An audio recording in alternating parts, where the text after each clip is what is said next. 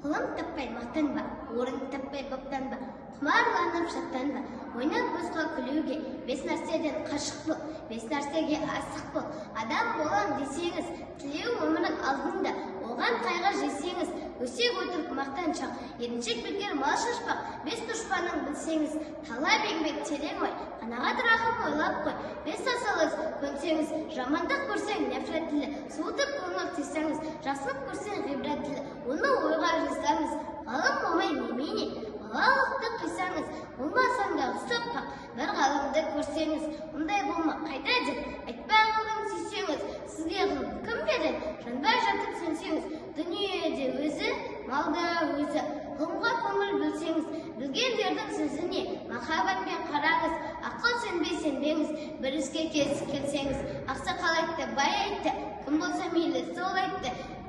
Ақыл менен жеңсеңіз, надандарға бой берме, шын сөзбенен өлсеңіз, аят хадис емес қой, қанша қарсы келсеңіз, көп орынды көріне айтпа, біздің сөзге ерсеңіз, мұны жазған кісінің атын білмей сөзін біл, осы жазған дүниеден, шешенде өткен не бол, көсемде өткен не дүлділ, сөз мінісін білсеңіз, ақыл мейзан өлшеу қыл, егер қисық көрінсе, мейлің таста мейлің қыл, егер түзу көрінсе, ойла, және құлаққа іл, ақымақ көп, ақылды аз, демек көптің сөзі бұл, жақының сөзі тәтті деп, жақыным айтты дей көрме, надандықпен кім айтса, ондай түпсіз сөзге ерме, сізге айтамын қаупі бұл, өзің үшін үйренсің, жамандықтан жүренсің, ашыларсың жылма жол, біреу үшін үйренсің, біреу білмес сен білсең, білгеніңнің бәрі тұл, сөзіне қарай кісіні ал, кісіге қарап сөз алма,